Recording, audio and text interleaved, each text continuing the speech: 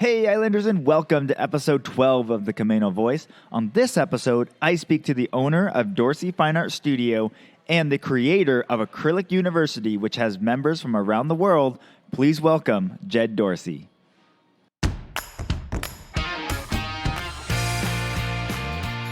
Hi, I'm Brandon Erickson, and you're listening to the Camano Voice podcast, where I interview folks around Camano Island and beyond. If you want to stay up to date on events, businesses, and even hear a little history of this area, subscribe to this podcast and share with your friends. Thanks for listening. Hey Islanders, and welcome to another episode. On this episode, I speak with Jed Dorsey, and we get into why he chose acrylic, even though many other artists move into watercolor or oils later on in their career, and why Jed believes acrylic, what his strengths are, and why he's continued to grow with acrylic. And then that kind of leads to why he started Acrylic University, which is an online course taught by Jed, where you can go on and learn how to paint with acrylic paint. And it's all shot in full HD, and it's done very, very well. So be sure to check that out. Also, if you're a local here, if you haven't already done a coffee and canvas, which is where Jed teaches a class, a full painting class, while you're sipping on coffee, you really need to do that. Guys, if you're listening, take your wives to that. But it's just a great time. He's a fantastic teacher. So without further ado, here's my conversation with Jed Dorsey. Hey Islanders, it's Brandon with the Camano Voice, and today I'm here with the owner of Dorsey Fine Art Studio and Acrylic University, which has members from around the world. Please welcome Jed Dorsey. Hey, thanks for having me, Brandon. It's fun to be here. Yeah, well, I've been excited to have you on the podcast because you and I share a very close space upstairs in the marketplace. Yeah. Yeah, it's funny. Actually, we're not in that space right now, but that was where I was imagining when you asked me to be on there. I'm like, oh, that'll be kind of interesting right there in the marketplace. So, but it's fun to be here, man. Super fun. All right. So before we get started, tell us a little bit about Jed Dorsey.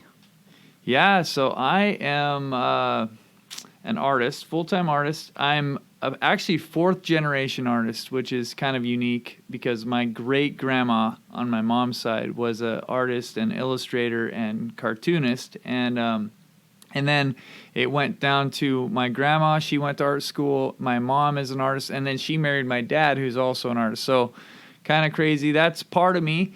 I'm married. I have a beautiful wife, Renee, and a wonderful daughter, Willow, and we moved back. I grew up here on Camano Island and lived here through high school, then went away to Oregon to college and ended up getting married to Renee shortly after I graduated from college, and haven't really lived on Camano Island since then. And then we just moved back about 15 months ago, last May. So okay, yeah. And I think what's interesting is I think most people from this area would know who your dad is, Jack Dorsey. Yeah. Because he's been very influential artist in this community for a long time. Yeah, he sure has. Yeah. He moved up here in, I think, 1969 or somewhere around then, and basically was like one of the first artists on the island. And so, and there have been a lot of artists that have come since then, but it's pretty interesting. My mom grew up here on the island, and then her and my dad ended up moving here shortly after they were married. They were in Seattle, and so long history here, and it's cool to be back in a place where I do have roots, and there is family connection. Yeah, well, and so with your dad and so many of your family lineage going up, being artists and involved in the arts, is that what kind of gave you the inspiration into going into art, or was it something you were drawn towards? How did you kind of get involved? No, my parents had no influence on me at all. Just joking.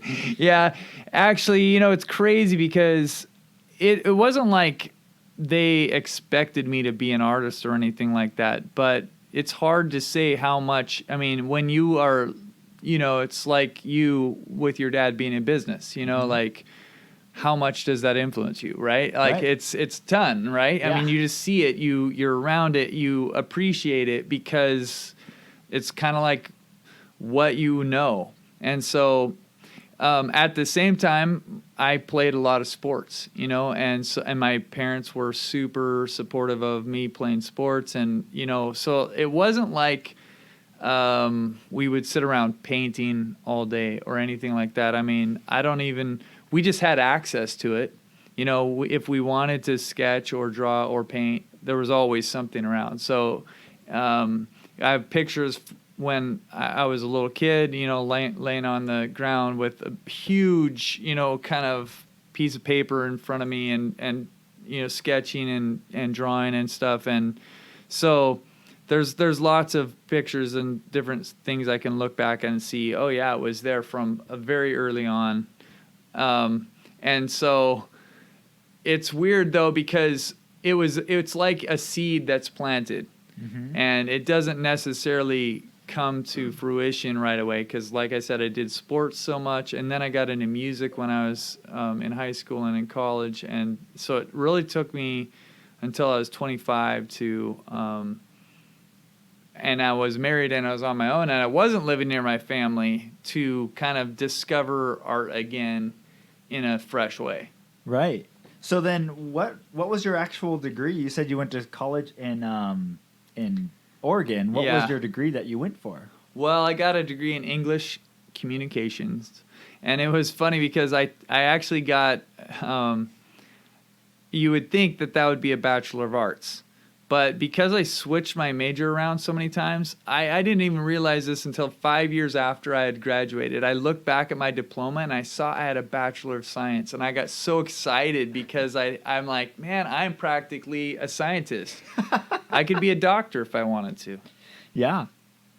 Don't you see? I could see it. Yeah, you're hesitating, man. I just hope you don't get artistic in the moment of like, what would be really neat. Oh yeah, like maybe if we move this vein over that way, what would that look like? Yeah. There could be some issues there. Yeah, well, and I think there's also proof in that how many siblings do you have again? So I have I grew up with 2, and then we have a half brother. Okay. Yeah. And of those, how many of them are artists, or how many are full-time artists and stuff like that, too? No other full-time artists.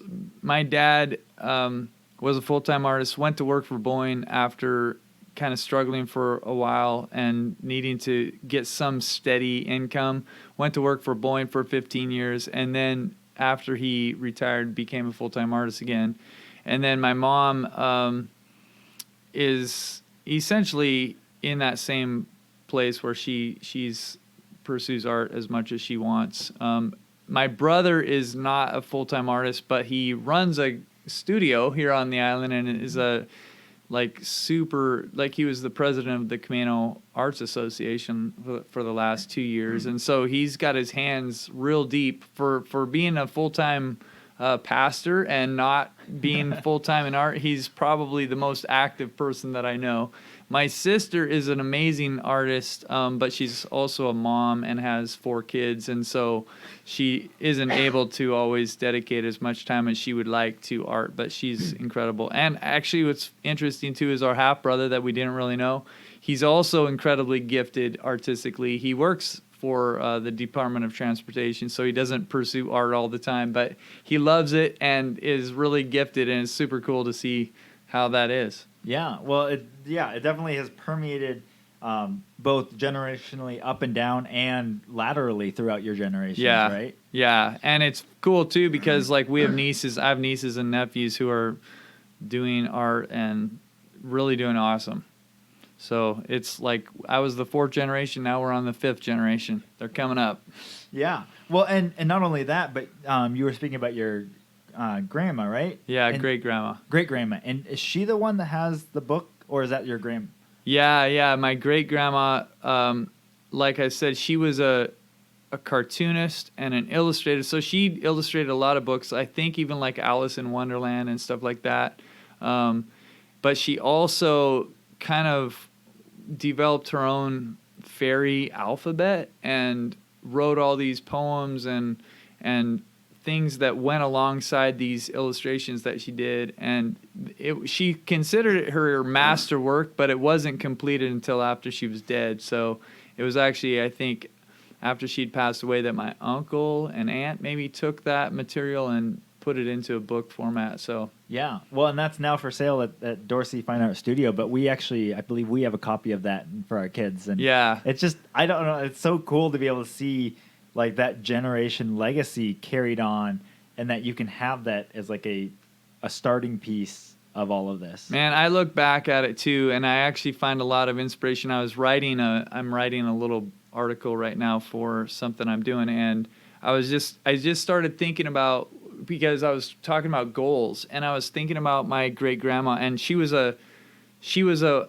wife of a rancher in Montana and outside of Helena. And so she lived through the Depression and put her kids through college with her art. And I was just thinking back to like some of the stories that I've heard about her and how tough she was and how feisty. And like, I'm just thinking, okay, here she is. She's got, I think she had 4 kids of her own. And one of them passed away when he was, I'm just trying to think, my mind's not helping too much right now, but I know that she would wake up before the sun would rise and be painting and doing her art and creativity and sending it off to these national newspapers. And she was supporting her family and was able to send her kids to college. And like, that's pretty incredible. And I look back at that and I go like, man, I want to be like her someday, you know? Yeah. Well, that's amazing. And the fact that like through what she did and built, like that's what started this legacy of where you guys are today. Yeah, absolutely. Yeah. No, that's really cool. All right. So what, and we talked about this a little bit, but what do you draw your inspiration for your art from? Well, for me, I'm a very visual person. And so it's funny because where I became a full-time artist was, so I started painting back when we lived in Vancouver, BC. So really beautiful place. I mean, I'd worked in watercolor before that, but that was where I started painting in acrylics, and there was a lot of visual beauty around me. Mm-hmm. But where I became a full-time artist was in Indianapolis, Indiana, where we lived before we moved back here. And there was not as much visual beauty there. Like, you know, and so what I found, though, was that I'm drawn to things, and what would make something beautiful to me almost always had to do with sunlight. Had to do with the way that light was hitting something. So I even really fell in love with painting alleys and different things like that were really interesting to me, because they weren't, you know, like everybody dresses up the front of their house and makes it look nice. And, you know, it's kind of like the presentable part of ourselves that we want everybody to see, but we don't really want somebody to like take a picture of the back of our house or the alley or the, you know, like where the garbage cans are or whatever. And, but like when I'd walk down these really old alleys in these cool old historic neighborhoods, I'd see these, you know, just these scenes that looked really cool to me, and the sunlight would be coming up, you know, in the morning or something like that and casting these really long shadows, and the light would be hitting things, and it just would transform something. So when I think about where do I find my inspiration for art in general, I would say beauty, and more specifically, I would say light. And you know, there's a sense in which all we can ever see is light, because we see just the light that's reflected from an object, but like usually there's something that has to do with the lighting or the atmosphere, or something that really draws me in to paint something. Yeah. Well, and that's such a neat, like, it is an aspect. It's like, you see it every day, like light and hit stuff, and you're like, oh, that's kind of cool. But like to focus on that aspect is neat, and you see all the intricacies of light. I mean, of how that affects, and how visually how it affects our world. Yeah. Well, the thing that's been really fun for me is And I tell this to students all the time because I know it will be true for them, and it is. Someone just told me yesterday, it's actually my sister-in-law. She had come to a class that I taught, and I told her this, and she came back and she said, Jed, I just want to tell you, it is true. Like, since I was painting, I started looking out and seeing the world with new eyes, and I started like noticing all these different things. And I think that for myself, like when I walk around now, it's like I'm a kid again in some ways, because I get to see it, and I'm looking at things, and I'm noticing stuff that I used to walk past. I never would even pay attention to, but all of a sudden, because you're trying to recreate that beauty in a painting, you start noticing the nuances and the subtleties and all these different things so I feel like it's a privilege to be able to do art and then have your vision kind of renewed through that. Yeah. Well, and something kind of a similar aspect is like when I've started this podcast and stuff like that, and since it's all interview basis, whenever I hear an interview now, especially you're really paying attention. Yeah, you're paying attention because you're like, I see like they're doing such a natural good job at like managing and moving that conversation to where they want it to go. Yeah. But it never feels forced. It never, like, you just are listening and so intently interested. Yeah, totally. And so that now when I listen to interviews, I do the same thing. I'm like, okay, so how do they, what's their follow-up? How did they do that? Yeah. Yeah. What you can't see right now is Brandon's kicking me under the table to try to get me to say something. No, that is so interesting. Listen. It's like another example for me is that when I've looked for a particular car to buy, it's like I remember one of the first cars that we bought when we were married, and I was kind of got interested in it, was a Nissan Maxima, and I never really like noticed them around. And then all of a sudden I'm driving around, I'm like, whoa, there's tons of Nissan Maximas around, So yeah, whatever we're kind of interested in, we start paying attention to. Yeah. And it's cool because then we learn. Yeah. Yeah, and you see things you wouldn't have noticed before. Yeah. Okay, so now the age-old question, acrylic versus watercolor. Why did you choose acrylic? And maybe start with, because our listeners may not understand, explain the difference between the two and then why you've chosen acrylic as your main. Yeah. Well, there's several mediums that are, like most people use. Watercolor is what I grew up with because my family was painting in watercolor. So my dad is a watercolor artist and my mom. And or at least when I was growing up, that was solely what I saw them use. And so that was what I was first introduced to and what I painted in when I was young.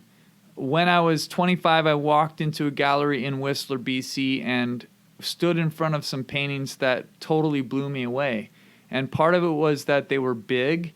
Watercolor is usually constrained a little bit by size because paper will, you can get larger paper, but it's harder to deal with and stuff. And so, but canvases can be stretched pretty big without having really any issues. And it's pretty common to see really big canvases stretched. So part of that was standing there in front of these large pieces. But the other part was that there was something, my family was a little bit like, my dad was a little bit of a watercolor snob, I would say. Like the idea of other mediums, like watercolor is probably the hardest, in my opinion, the hardest medium because you really have one shot at getting your painting the way that you want it. And if you screw it up, it's really difficult to go back and make it look good again because you have the white of the canvas or the white of the paper.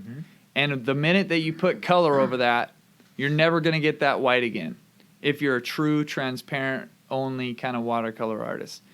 And so you have to plan really well and all that kind of stuff if you want to succeed painting in watercolor. And maybe that's just it. For me, I'm not that good of a planner. I just am a lot more spontaneous and like to make mistakes and go back. And so when I discovered, I was in that gallery in Whistler, and we were there for a week, and I went back every day. That whole week, I kept going back, kept kept going back, and I got to know the gallery owner quite well. And so I was asking her, like, what should I do? I'm so interested in these paintings, and I don't know what to do because I've never painted. And one of the artists that I really loved was an oil painter, and one was an acrylic painter. And she said, well, and I told her that I'd done watercolor, and she said, you should try acrylic, because if you don't have a studio, you won't have to deal with thinners and stuff like that. You know, because all I was doing, we lived in a small apartment in Vancouver. I was just pulling stuff out at nighttime after dinner, and I'd set it up on our kitchen table and I'd paint. And so I didn't have a dedicated space. So really dealing with thinners and weird toxic stuff like that would have been really hard. And also dealing with wet paint on a canvas was really hard. So oil was kind of out of the question for me, but there was something vibrant and unique about these paintings that I was looking at, and I knew that I couldn't do it quite the way that I was looking at in watercolor. And so that was when I got going in acrylic, and then other benefits came to me that I realized after the fact that were like, man, it dries really fast, and some people hate that because they can't go back and, you know, make an edge soft or something like that. But for me, it means I can do something, and if I screwed it up, I can go back and do something else, and I can make changes quite quickly. So that's been a big part of my learning, is that I've screwed up a lot of stuff, and then I've had the opportunity maybe to fix it or to try or to keep going, you know. So yeah, that's what I love about acrylic. Do you remember the name of the gallery in Whistler? Yeah, the gallery was called Adele Campbell Gallery, and it's Adele, and then there's a hyphen, and it's Campbell, like Campbell.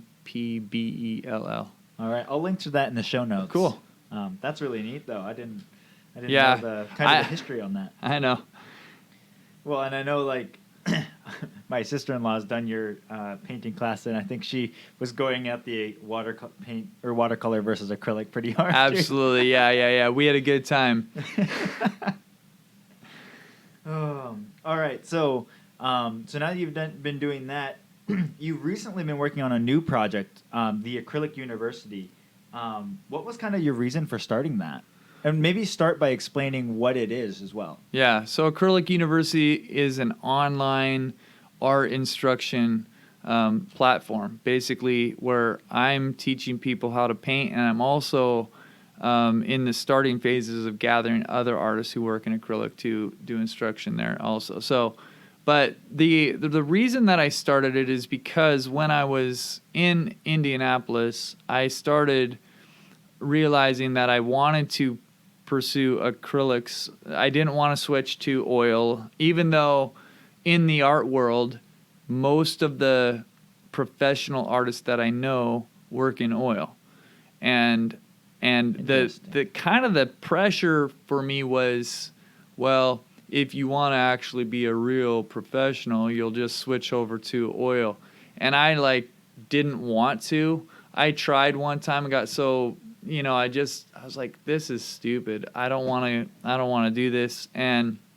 But then I was trying to find instruction that I could learn from people who were really good at acrylics. And, you know, if you think about art history a little bit, you from what I understand, egg tempera was what people painted in before oils. So there was a transition to oils, but that was a long time ago. So we have centuries of people that have been trained in oil painting, and they've in turn trained other people in oil painting, who've then trained other people in oil painting. You have all this history of these great masters and wonderful artists, and they've all been painting in oil primarily. Mm-hmm. And so that's why when you go to museums, you see so many oil painters and paintings. And acrylics were developed about 70 years ago. So it's relatively new still, and there aren't that many people who have really gone in the way of traditional representational artwork and stayed in acrylics. Acrylics are pretty well known for being modern or abstract or that kind of work, but not so much for a traditional kind of approach to painting. And so I was looking though, because I'm like, okay, I've been taking workshops from people who paint in oil, and I can't, I'm learning a ton, but there's about 20% or maybe 15% that I can't translate to acrylic because it's just different. And so I started looking for acrylic artists that I wanted to learn from, and it was hard to find them. And I was, I reached out to the couple that I found, and they said, well, I'm not teaching right now, or one of them didn't respond, and then I couldn't find a number for the third one. It was like that kind of thing. Yeah. And then I just realized, like, plus they were like on the other side of the country, and so I just thought, man, okay, I guess I'll just keep taking workshops from oil painters.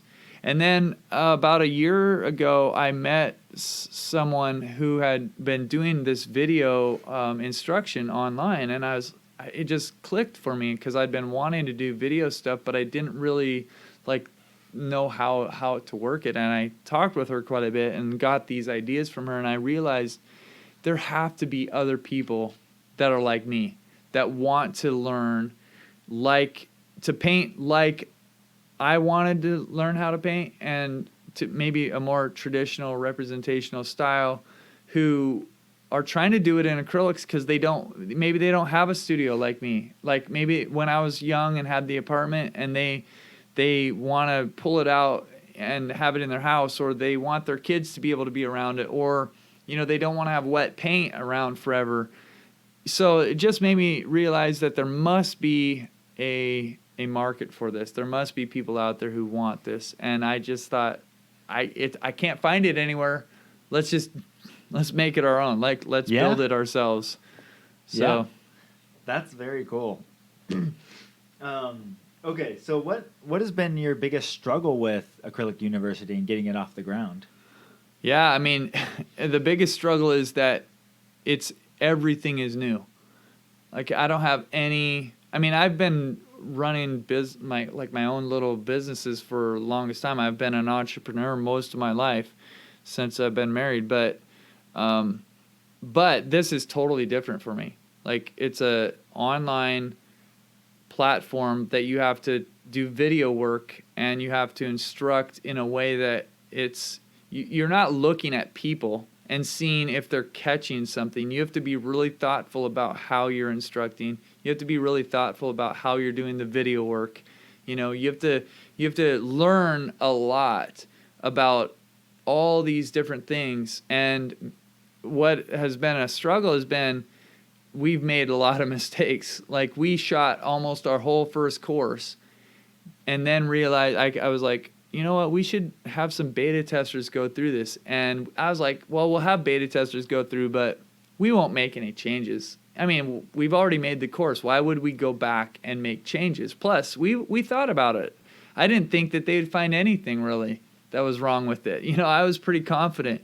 And then we started getting the feedback as they're going through. And they were overall really, really positive about it, and supportive and excited. But there were enough things that they said, and that people said, this is distracting.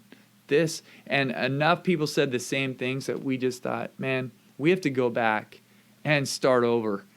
We have to go re-record almost everything that we've done. So, that kind of thing is, I think, the biggest struggle, is just having to learn so many different things and thinking that you did something right, and then realizing, ooh, man, and sometimes we're able to live with it, but a lot of times we found that, we've either gone back and redone the course, or we've kind of had to switch things around. So it's if I wasn't as excited about it as I am, I don't know if I'd still be doing it. But it's like the kind of thing that it's really exciting for me and super fun. And the best part was when we had the beta testers on there, or since we've launched and we have real people using it, because it's like, instead of looking at a camera and wondering if will anybody ever care about this, or will this ever help anybody? You have real people who are signing in from Thailand and Sweden and Germany and all over the world, and they're like, man, thank you for doing this. Thank you for investing your time in this. This is so great. This is the best instruction that I've ever had like this. I've done a lot of courses and this is like top notch. And you're inside, you're just thinking, yes, I'm so thankful that there are real people out there who are benefiting from this. Yeah. So, Well, and that's kind of what I wanted to go next. What has been the most amazing thing about starting Acrylic University, and do you have a story that to go along with that? yeah, I mean, right in the kind of in the middle of when we were just about to, well, we were getting closer to the launch and we had started the beta test. And I remember being kind of discouraged, and I don't remember exactly why I was discouraged, but it was probably just because we'd been working for months and hadn't really gotten as far as we'd wanted, and we were just doing the beta test, and I just probably felt overwhelmed and stuff. But I remember reading through one morning, I saw one of the feedback forms come through on my email, and I opened my phone and looked at my email, and I read it, and it was this guy from Thailand who he's British, but he's living in Thailand with his wife, and he was just expressing how thankful he was and how he was so excited about it, and how it was, and it floored me that somebody that far away, would be watching what I'd done from our little garage kind of filming studio, on Camano Island, and it's reaching the other side of the world. And that was one of those moments where I just thought, this is awesome. Yeah. Well, and that's incredible that you guys have gotten that much reach, and just that you're right. Like, there is that need for this type of course. Yeah. Yeah. And also, so actually, there's something I wanted to circle back on. So you were mentioning that, like, a lot of these artists and stuff, as they get farther along in their career, they switch from acrylic to water painting or oil, most oil, you said. But you've actually participated in a lot of different, like, plein air, like, not just events, but, like, contests and stuff around the United States. And you actually took first place at one of those, right? Yeah, I mean, it's funny because the very, very first contest that I entered, there was one, okay, so I had a job, and I really loved my job, and then it became clear that that I needed to switch. The job didn't love me.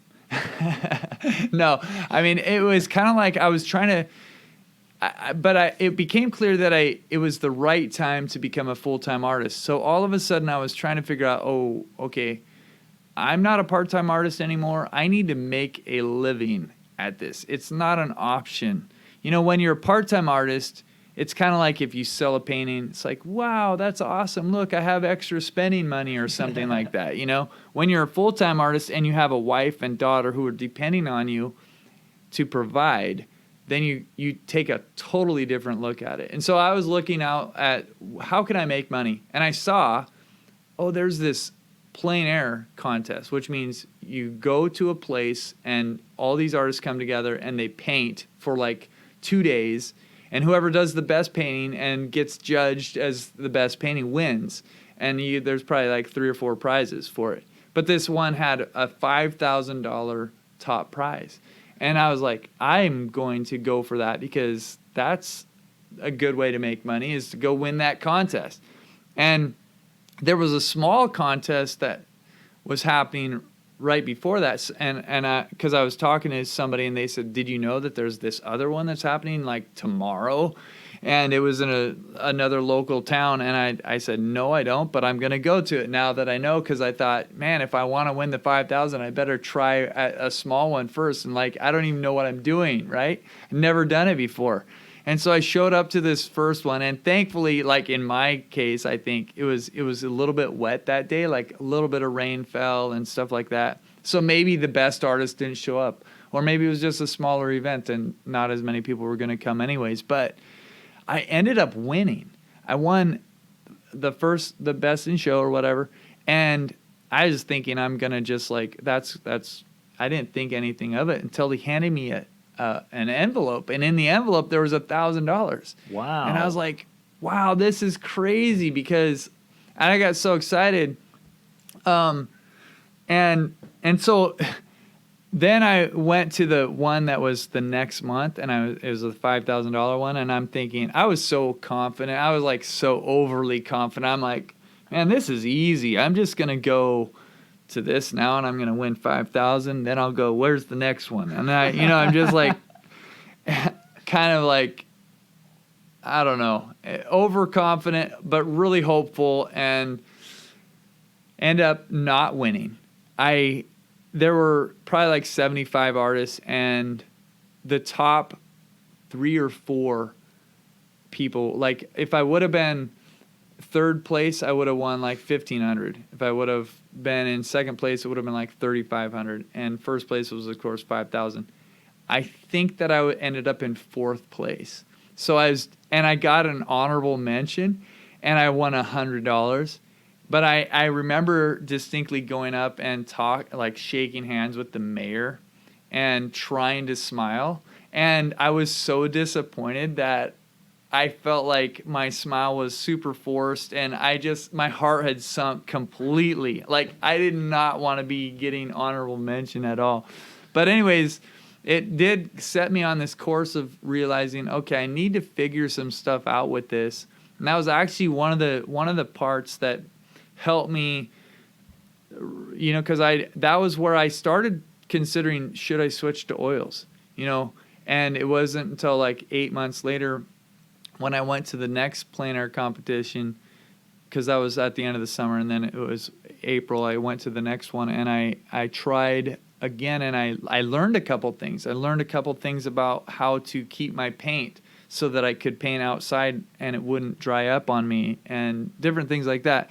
And I didn't win there either, but then I got on like a little streak where I started doing really well in these competitions, and it started clicking for me, and I started realizing like how to approach them, and to, it wasn't like I was winning every one, but I did go through a streak where I won. I probably have, it's been kind of cool, like, because there's actually one starting tomorrow over on Whidbey Island, and I'm going to go over for that, and I doubt I'll win, but it's fun. I'm a very competitive person, so so like these kind of things, they're fun because you get to paint with other people, you see other people, you're outside, and there's a chance of winning money. So I always think, like, if there's a chance for me to go win money somewhere just by going and painting, well, I'm going to want to be painting anyways.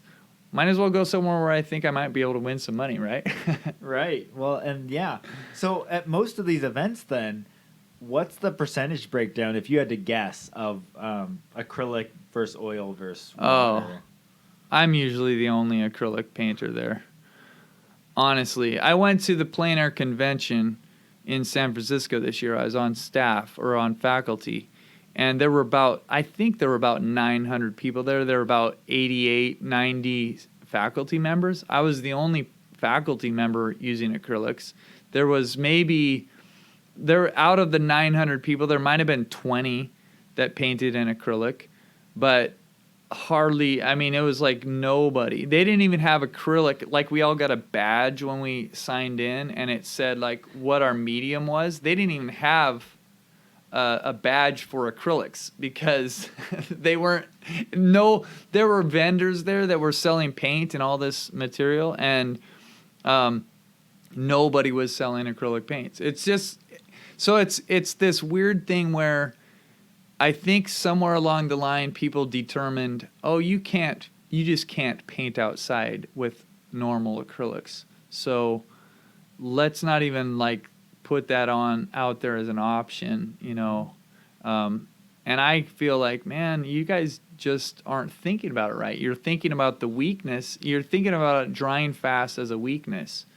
But if you think about it as a strength, then think about, like, I can do like 10 layers on a painting without it getting muddy or weird or picking up old paint in the time that you can do one layer, like, because you can't necessarily like keep doing what I'm doing. So there's trade-offs, right? And I've just decided that I'm going to look at the things that other people think are weaknesses, and I'm going to look at them as a strength and try to work with it as that. So yeah, well, and obviously at some higher level, there's people painting with acrylic because that's what you found in that gallery up in Whistler. Yeah, and what I've found is that in other, like in the Northwest, I think there might be a little bit more, and in like Canada and in other countries around the world, there's more acceptance in the upper echelon of the art world of acrylics as a viable medium to be a professional artist. So they're like, honestly, that artist that was in Canada where I discovered those artists, and they're both Canadian. And then I found another amazing Canadian artist that worked in acrylics, and now I've discovered another one, so it's like I find them, more frequently outside of the States, using them, and I don't know why that is. I maybe it's like the metric system. Yeah. Other countries are quicker to adapt to, things like that. Yeah, no, that's really interesting. Yeah. But yeah, I mean, the drawings the paintings you have done, I mean, I've got to see some really neat ones that you've got to do. You did a customized one of my mom's siblings. Yeah, that just turned out amazing, of them playing on the beach, and you just took that, and it's such a neat photo. It was such a neat painting when it was all said and done. Oh yeah, and then working on that. The other one you did for them was a very large 3-panel. Canvas. Yeah, that was a big one. That's actually the biggest painting I've ever done, which was 10 feet wide in 3 panels, 4 feet tall, and really fun to work on. That was super fun, because what I realized was, man, I mean, I like painting on big canvases, but that took it to a different level of all I can see when I'm painting here is the scene. And it really was an immersive experience because of that. Like, but the other one that you're referring to is actually really cool, because I had to take a family photo and get the idea of who these people were, their kids in this photo, and then put it into a totally different scene. So I had to basically make up the scene myself and think, okay, what would make a good scene, and what would portray this family in a way that is going to bring just joy, right? And so it was really fun to work on that, and to communicate with your mom about that, because I think that it's one of the things that I've found about commissions, like custom work like that, is that every time I paint, whether it's I just am on a scene, I always think in the back of my mind, I'm painting this for someone. Mm-hmm. Someone down the road is going to end up with this in their house, and they usually have some sort of emotional connection with it. But what's different about a commission or a custom painting is that I get to experience that at the beginning when we're talking, and so I get to get into somebody's life and like understand what makes them tick, or like why this would matter to them. Like, no one ever asked me to do a painting of something that they don't care about. Right. It's always something that's super significant and meaningful to them, and so I just find it's fun, and I get to know people, and then I get to kind of be part of the act of creating maybe a part of the legacy of whatever that memory was, or whatever that was, so it's pretty fun. That's one of my most enjoyable parts of being an artist. Yeah. Well, we love having you upstairs. Yeah, it's fun. So I always end the podcast with some rapid fire questions focused around Camano. Yeah. So the first one, do you have a lesser known or favorite location on Camano Island that you like to hang out? Don't want to say. because like, why would I tell you where my favorite lesser known place is? In fact, no, I'll say one of my favorite places is no, English Boom. Yeah. You know, just a small kind of park, but it really cool. Beautiful sunsets there, and you get like I don't know. It's kind of a interesting. It's a little different than a lot of the other beaches and stuff. Yeah. You know, it's got a little kind of backwater, a little tiny slough that runs through there, and Very reflective. yeah. Yeah. So that's one of my favorites. Yeah. No, that's a great location. It's the wildlife and Yeah. the sunsets are Yeah. amazing there. So all right. If you have a friend coming in from out of town and it's their first time on Camano, what does their first day look like here? Oh man.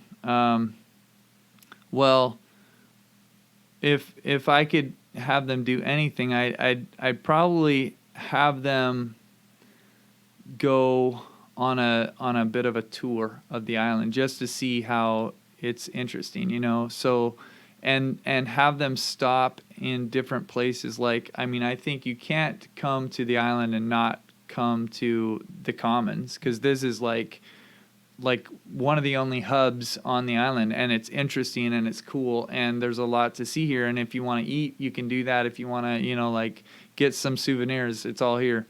But then also, like, you can go to, I mean, there's great parks, right? Like, Yeah. so if you go down to, you know, like Barnum Point, like awesome new county park there, like, and kind of like it does a little loop, like you can come back and you can head down to this, you know, further down south. You can go around the whole tip of the island. You can see like the little stores down there, like Tai Grocery, Yeah. which is really Yep. cool old store that's been there forever, even since I was a little kid. And before that, and then like coming back the other way, you've got Elger Bay grocery store and little stuff there. And then you go over to like the state park and Kama Beach. And, you know, so I would just send people kind of on a tour to see some of the cool places around. And yeah, then end up back. Man, I have this mixed emotion, because one of the next question is, if you could put any message on a billboard on Camano Island, what would it say? And my first the first thought that came to my mind was either like, sorry, no vacancy, or yeah, like nothing to see here, you know, like, don't worry guys, sorry, you know, it's not, you know, because you kind of have that feeling of, man, we're on to something.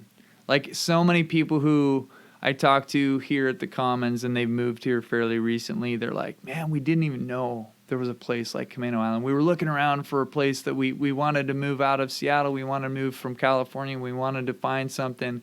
And then we discovered Camano Island, right? And it's like, I mean, the island has changed so much, and you would know that too, right? Yeah. From when you were a kid. But it's like, it's changed so much, and I love it. I actually like have lived in the city for the last 20 years, so I love it. But there's also this part that's like, but the traffic, you know, like, oh, but, you know, there's only one 2-lane road coming on and off the island. We don't want it to get any more crowded. We don't want, you know, like that. So I love being able to share Camano Island, and at the same time, I'm like, but maybe we shouldn't broadcast it too loudly. You know, how awesome it is here. Well, yeah, and actually that's been both of those points. So one, like multiple people I've talked to now and interviewed, they mentioned that Camano has very rarely been the landing point for these people. Yeah. It's that they were supposed to work maybe in Seattle or Everett. Sure, yeah. You know, maybe stopped in Snohomish. We're like, Yeah. well, not quite. Yeah. And then Marysville. And they kept going north, and then they're like, Camano? What's that? Camano Island? Yeah. They come out and is immediately driving on. I know. Mean, it's like, oh, no, this is where we're going to stay. Yeah. I mean, that was what it was for my dad when he Oh. came here. He drove on, was like, yep, we're going to move here from Arizona. That's awesome, yeah. And that, I think that's very common. And Yeah. it is the other point to that is people that have been here for a while. Yeah. Is that they're like, you know, come enjoy the island, have fun on your way out. Yeah, Like, yeah, see you later. yeah, exactly. I know. It's funny. I mean, if you're in, like I said, I actually am so thankful that, like, okay, so where we're sitting right now, this was not here. When did it get built? 20 years? 2008, yeah. 2008. Man, that's like hardly even 10 years, Yeah. right? Yeah. So what about, was that the same as the building over there? So Like all of it? the roaster was completed first, and I think that was early, like mid 2000s. So Okay. Like 2000. So, I mean, 5. but that's crazy, right? Still new, Because yeah. it's all within 15 years. Right.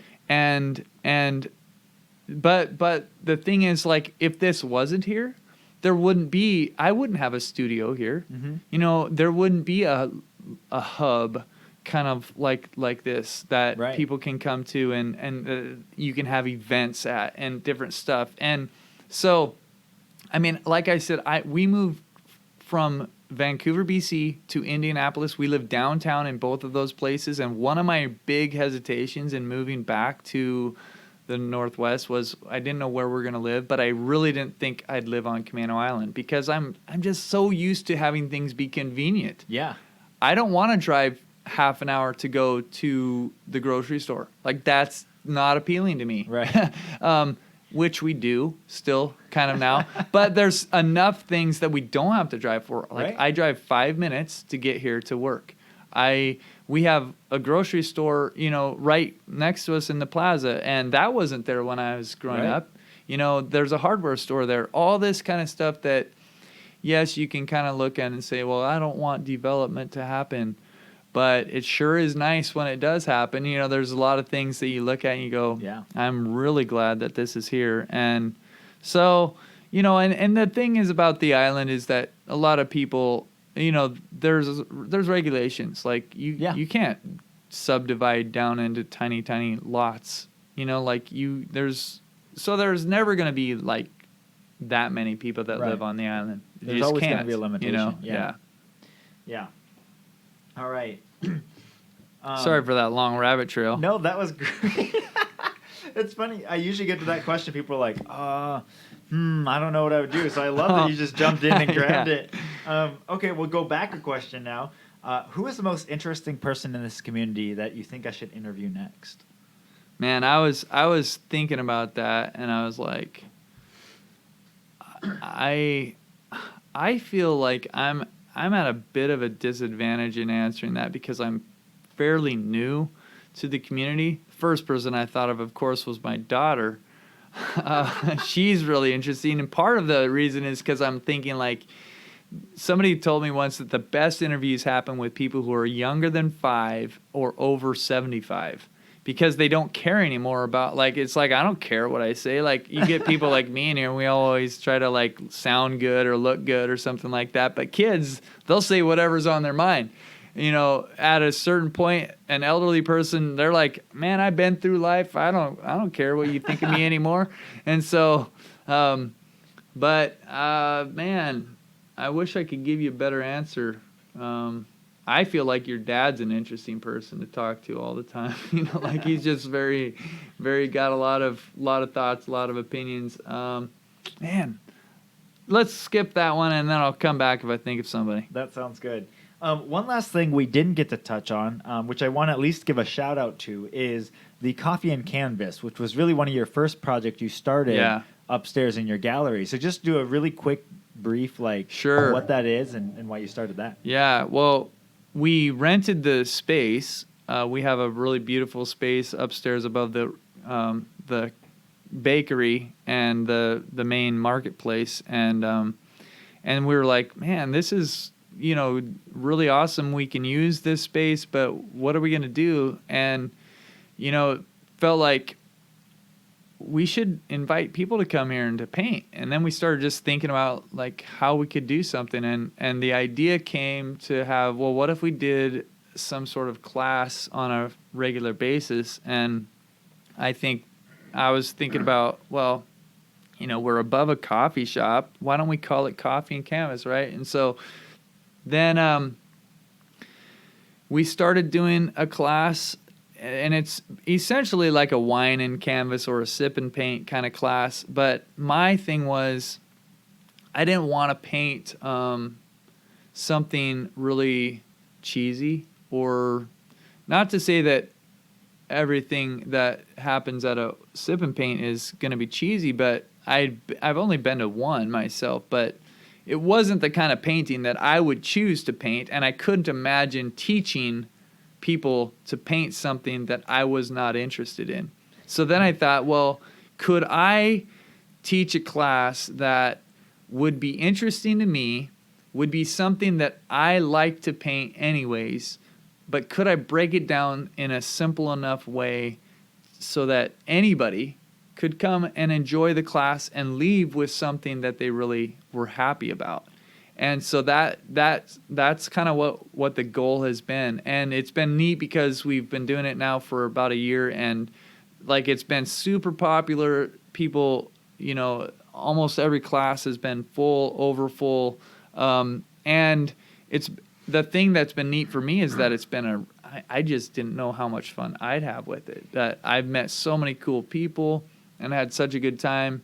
And it's actually one of the things that helped me realize that we should start Acrylic University, because there were I've just seen so many people enjoy the creative process. Mm-hmm. And almost every time I'm talking to somebody, the other day it just happened, I was leaving the studio and I started chatting with somebody.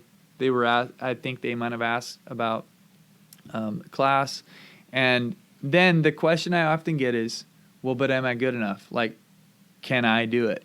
Right. And I love it because I see these people that don't really think that they can paint, and they actually do way, way better than they ever could have imagined. So pretty awesome. Yeah. And I can tell you, from looking at people's painting, because I'm usually around when that's going on, and I walk by these people, and regardless of if you walk around the table, whether they're amateurs or professionals, when it's done, they look really nice. They're really good. And you're just like, I didn't think that's how that would turn out. And my wife went through the class, and she said, even so, I forget how long your class normally goes, but it's 2.5 hours. Yeah, so it's about 75% of the way, or maybe 80% of the way through the class, she's like, this is not looking good. I did something wrong. It's not working. Yeah. And then when she got home, she was like, look, it worked. Look at what I got. And it was really neat that both my wife and I are not artistic. Yeah. And she was just blown away with what she was able to do. So, yeah. That happens every time. It's super fun. Yeah. All right. Well, thank you so much for joining me on the podcast today. Man, it's my pleasure. Thank you, Brandon. So, all right, Islanders, I will talk to you on the next one. Well, a big thank you to Jed Dorsey for joining us on the podcast today, and thank you for listening.